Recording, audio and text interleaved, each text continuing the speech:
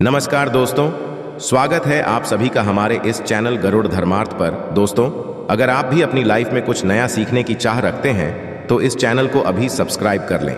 ओम नमः शिवाय, जय भोलेनाथ। भोलेनाथ की कृपा आप और आपके पूरे परिवार पर सदैव बनी रहे। दोस्तों, बहुत समय से आप लोगों के प्रश्न आ रहे हैं कि शाम की पूजा का सही समय क्या होता है। शाम को दीपक जलाना चाहिए और दीपक जलाते समय किस नियम का पालन चाहिए। यदि हम शाम को दीपक जलाते हैं तो क्या हमें स्नान करना जरूरी है, मतलब शाम की पूजा बिना स्नान किए कर सकते हैं या नहीं कर सकते हैं। और शाम को घर में कितने दीपक प्रज्वलित करने चाहिए, कहां कहां दीपक प्रज्वलित करना चाहिए, दीपक जलाने का मंत्र क्या होता है, घर की परेशानियों को दूर करने के लिए और किसी विशेष मनोकामना को पूर्ण करने के लिए दीपक किस प्रकार से प्रज्वलित करना चाहिए।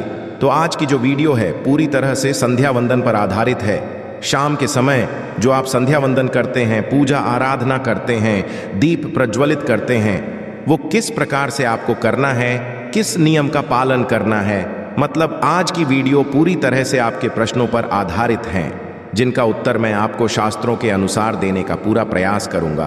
तो वीडियो को पूरा अवश्य देखिए। तो सबसे पहले बात करते हैं कि संध्या दीपक प्रज्वलित करने से पहले, मतलब शाम को पूजा करने से पहले क्या स्नान करना है। देखिए, शास्त्रों के अनुसार पूजा में शुद्धता जरूरी होती है। तो जब हम सुबह पूजा करते हैं तब तो स्नान करना अत्यंत जरूरी होता है। सुबह बिना स्नान की पूजा नहीं करना चाहिए, किंतु शाम की पूजा आप हाथ पांव धोकर भी कर सकते हैं। जरूरी नहीं है आप स्नान करें। अब देखिए, आप चाहे तो वस्त्र भी बदल सकते हैं या फिर आप केवल हाथ पांव धोकर कुल्ला करके भी पूजा कर सकते हैं। आप जैसे कि आपको शाम के समय पूजा करनी है तो दिन में भी आप शुद्धता का ध्यान रखिए। जैसे कि आप जब भी टॉयलेट जाते हैं, बाथरूम जाते हैं, तब उस समय शुद्धिकरण अवश्य कीजिए, अवश्य करना चाहिए। हर बार जब आप बाथरूम जाते हैं तो यदि आप दिन भर शुद्धिकरण का ध्यान रखते हैं तो शाम के समय बिना स्नान किए भी केवल हाथ पांव मुंह धोकर भी पूजा कर सकते हैं। और चाहे तो स्नान भी कर सकते हैं। से कि गर्मियों के दिन है तो शाम के समय भी आप स्नान करके पूजा कर सकते हैं। तो बहुत सारी चीजें आप स्वयं भी अपने विवेक से निर्धारित कर सकते हैं। और अगला प्रश्न है आपका कि शाम की पूजा में दीपक के समय जलाना चाहिए। तो देखिए, शाम को जो पूजा का समय होता है वो धूलि बेला का समय होता है, प्रदोष काल का समय होता है। मतलब जिस समय सूर्य अस्त हो रहे होते हैं उस हमारे घर में दीपक प्रज्वलित हो जाना चाहिए। अब जैसे कि आप लोगों के प्रश्न आते हैं कि कितने बजे दीपक जलाना चाहिए शाम को। तो देखिए, शाम को सूर्यास्त का समय हर मौसम में अलग अलग होता है। कभी जैसे कि सर्दियां चल रही होती है तो 5 बजे भी सूर्यास्त हो जाता है, 5:30 बजे तक सूर्यास्त हो जाता है। और अभी जैसे ही गर्मियों का मौसम है तो 6:30 बजे, 7 बजे ऐसे ही सूर्यास्त का समय होता है। कई बार 7:50 भी बस जाते हैं। गर्मियों में तो प्रत्येक मौसम में सूर्यास्त का समय अलग होता है, इसलिए एक सही समय बताना है कि इसी समय आप दीप प्रज्वलित करें। यह तो बहुत मुश्किल होगा और यह ठीक भी नहीं होगा। एक ही समय पर हर बार हम दीप प्रज्वलित नहीं कर पाएंगे, इसलिए संध्या काल का ध्यान रखिए। जब संध्या काल का समय होता है, मतलब जब सूर्यास्त हो रहा होता है, उस समय आप अपने घर में दीपक प्रज्वलित कर दीजिए। और अब बात करते हैं कि कितने दीपक आपको अपने घर में प्रज्वलित करनी चाहिए। प्रति देखिए, शास्त्रों के अनुसार संध्या काल में प्रतिदिन अपने घर के मुख्य द्वार पर एक दीपक अवश्य जलाना चाहिए। इससे क्या होता है, देखिए, शास्त्रों के अनुसार शाम के समय संध्या काल में लक्ष्मी माता और उनकी बहन दरिद्रता दोनों ही भ्रमण पर निकलती है। तो जिस घर के मुख्य द्वार पर दीपक प्रज्वलित होता है उस घर में मां लक्ष्मी प्रवेश कर जाती है, और जिस घर के मुख्य द्वार पर दीपक नहीं जल रहा होता है उस घर में दरिद्रता प्रवेश कर जाती है। तो इसलिए मां लक्ष्मी का प्रवेश आपके घर में हो, इसके लिए कि मुख्य द्वार पर एक दीपक अवश्य प्रज्वलित करना चाहिए। और हाँ, घर के मुख्य द्वार पर जो दीप प्रज्वलित किया जाता है संध्या काल में, इसके बहुत सारे फायदे शास्त्रों में बताए गए हैं। शास्त्रों के अनुसार संध्या काल में जिस घर के मुख्य द्वार पर दीप प्रज्वलित होता है उस घर में किसी भी प्रकार की नेगेटिव ऊर्जा प्रवेश नहीं करती है। कोई भी वास्तु दोष आपके घर में हो, यदि आप मुख्य द्वार दीप प्रज्वलित करते हैं तो समस्त प्रकार के वास्तु दोष से मुक्ति मिल जाती। और यदि आपके घर में पितृदोष है जिसकी वजह से परेशानियां आपके घर में बनी हुई हैं, तो घर के मुख्य द्वार पर जो हम दीप प्रज्वलित करते हैं, इससे घर का पितृदोष भी समाप्त हो जाता है। और इसके अलावा घर में किसी भी प्रकार की अशांति रहती हो या फिर आपके घर में बीमारियां बहुत रहती हैं, कलह क्लेश रहता है, आर्थिक तंगी रहती है, तो घर के द्वार पर हम दीप प्रज्वलित करते हैं तो समस्त प्रकार की परेशानियों से, दुखों से आपको मुक्ति मिल जाती है। इसलिए घर के मुख्य द्वार पर दीप प्रज्वलित करना अत्यंत जरूरी होता है। तो शास्त्रों के अनुसार घर के मुख्य द्वार पर एक दीपक अवश्य ही होना चाहिए। और बात करें दूसरे दीपक की, तो दूसरा दीपक आपको अपने घर की तुलसी के पास प्रज्वलित करना चाहिए।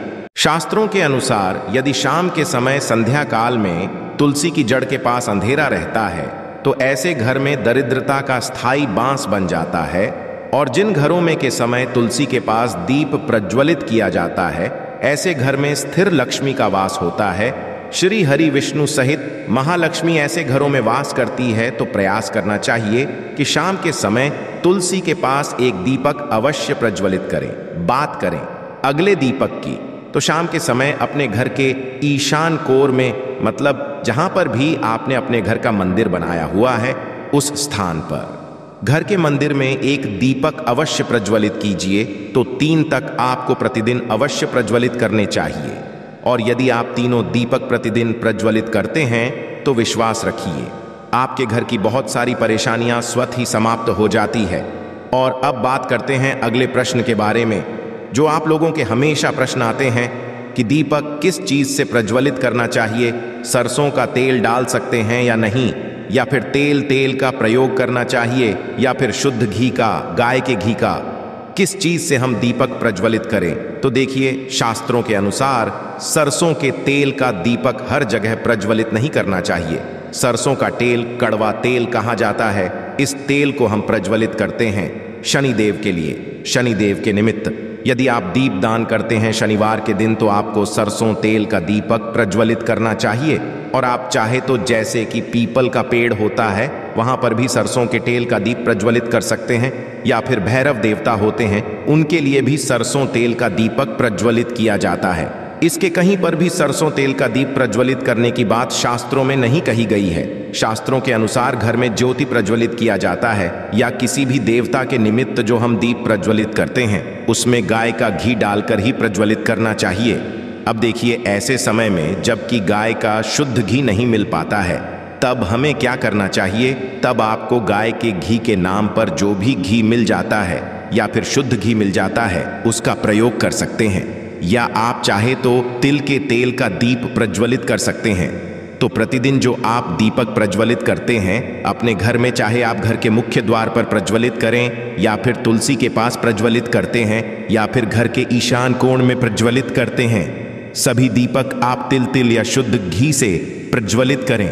और हाँ, जब आप दीपक प्रज्वलित करते हैं, जैसे कि मुख्य द्वार पर जो दीप प्रज्वलित करेंगे, या फिर तुलसी के पास जो दीप प्रज्वल करते हैं, या फिर घर में भी जो दीप प्रज्वलित किया जाता है, तो ध्यान रखना चाहिए, एक चीज का कभी भी दीपक को सीधे जमीन पर नहीं रखा जाता है। तो दीपक रखते समय प्रतिदिन दीपक के नीचे थोड़ा सा आप चाहें तो चावल रख सकते हैं, या फिर आप चाहें तो थोड़े से पुष्प रख सकते हैं।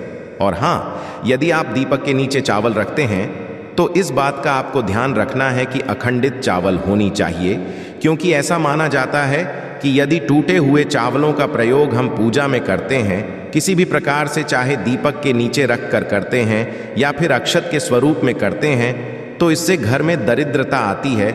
इसलिए अखंडित चावल होने चाहिए। यदि आप दीपक के नीचे रखते हैं तो, और जैसे कि कई लोगों के प्रश्न आते हैं कि प्रतिदिन जो दीपक के नीचे हम चावल रखेंगे तो उस चावल का अगले दिन क्या करना चाहिए? तो अगले दिन वो चावल उठाकर आप पक्षियों को डाल दीजिए, पक्षी उसे खा जाते हैं।